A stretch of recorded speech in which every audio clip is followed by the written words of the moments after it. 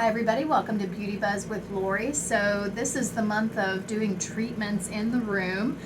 So today we're going to be demonstrating a signature HydraFacial with a dermaplaning add-on. So when I'm doing a HydraFacial, I want to make sure and get everything off the face first, because we're going to start with actually dermaplaning this patient first. And whenever we're dermaplaning, we want to make sure the skin is very clean and dry as well, so that we can go over it with the tin blade. I like to do a double cleanse whenever someone has makeup on, because the first cleanse just kind of gets the majority of the makeup off, and then we actually get to clean the skin.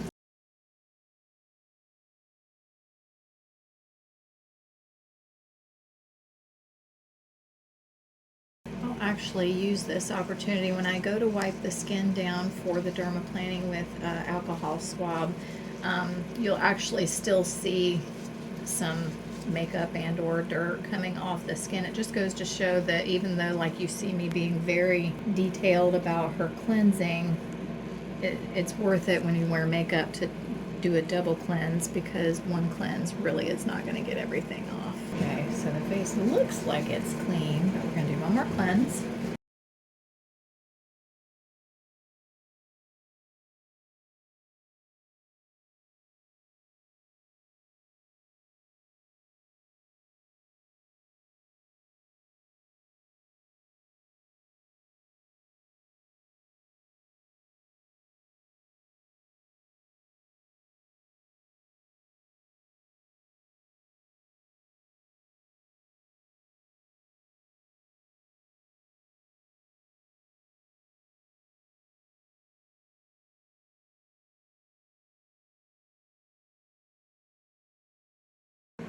Look, you can see, it just goes to show you can't get every single thing off, which is why definitely when you wear makeup you want to do a double cleanse.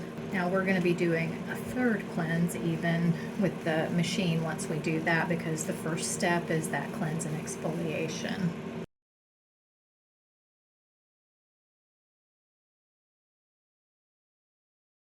So anytime I'm doing dermaplaning on a patient, I always make sure that they know that I want them to, if they're going to scratch or cough or sneeze, put a hand up first, and then I pull the blade away automatically. That way it keeps everybody safe. Okay, so we're going to start out right here on the forehead.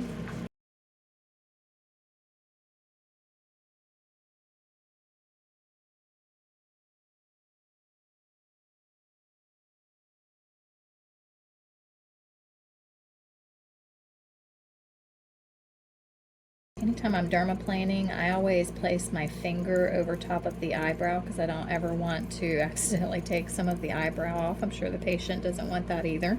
At least it gives you a stopping point. I love doing the dermaplaning because it goes well with the HydraFacial, because it's an instant gratification.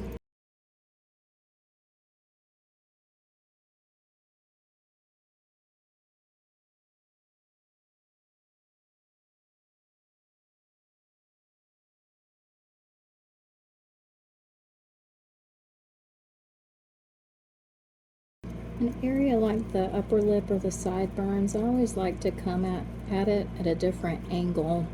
Reason being, if you're going in the same direction as the hair and the blade has already been used and dulled a little bit, is it can actually have a tugging or pulling sensation for the patient. So I find going in a sideways direction and not going straight with the grain of the hair tends to be a little bit more comfortable for them.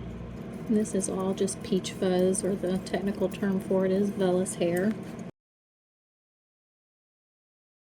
You'll see right here she has a couple of little blemishes on the chin. We don't want to go over those with the blade because we don't want to open them up. So I'll carefully kind of cater around those so that we don't open them up, so that they possibly become infected. I've watched many different practitioners do this particular procedure, and everybody kind of develops their own pattern, how they break up the quadrants of the skin, and then also their own technique whenever they get used to doing this particular procedure. The biggest thing to remember is you always want that skin to be taut so that you're not running the blade up on the skin, because it is extremely sharp and it will create a little cut or a nick. I don't ever mess with any of the little baby hairs. And if the sideburns come all the way down, I typically will consult with the patient and make sure, do they want that left, or is that something they also would like removed? It's a good idea to converse with your patient, make sure, did you see how I was doing that? So whenever I was doing like that, see how the skin goes up? We don't want that to happen, so we want that to be nice and taut so that we don't run the risk of nicking the skin. So here I am going against the grain from a sideways.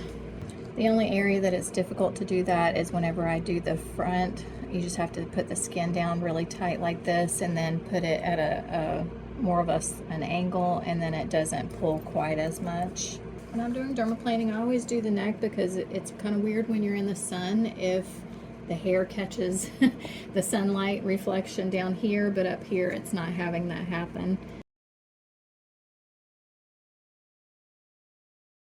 Through time and experience, you do start to learn what you can go over and what you can't go over. Your makeup application is so much nicer after this treatment. It's great for weddings or other special occasions that you're going to maybe have your makeup professionally done, to get this done first. I think some makeup artists are even recommending that you get this done first, and maybe they even might be an esthetician and trained to do it themselves as part of their service. So when I'm working around the mouth, I usually like to save that for last, but I do kind of go over here on the flatter surfaces a little bit. But usually I like to do both sides of the face with one blade, and then I like to put a fresh blade on in order to get some of those more dense areas of the vellus hair, which would be like on the upper lip. And then I also want a very sharp blade when I'm going around the mouth, so that as I'm putting that down flat and tight, I'm actually able to do it with less strokes so that I don't have to constantly go over that area. I can see some areas right here, but from this particular angle, I'm not going to be able to get it properly without possibly nicking her, so I'm going to save that for last as well. And then once I'm done, I like to do just like a overall check, make sure that I've not left any like lines or streaks with some of that vellus hair left in there. But just keeping in mind too that that's just something that I do. This procedure is not a hair removal procedure. That is merely a side effect of this treatment. This is an exfoliating treatment that just goes deeper than you would get with like a microdermabrasion, which is one of the reasons it's so sought after. A lot of people like the side effect of the vellus hair going bye-bye. This is also great for women who have been through menopause. A lot of times one of the side effects of going through menopause is that vellus hair gets thicker on that sideburn area, and sometimes the cheek area as well.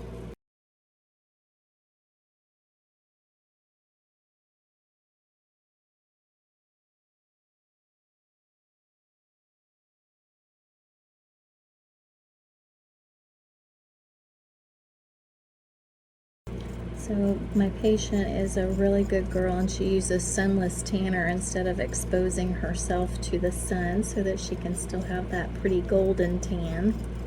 So you might see some of that coloration come up off the neck.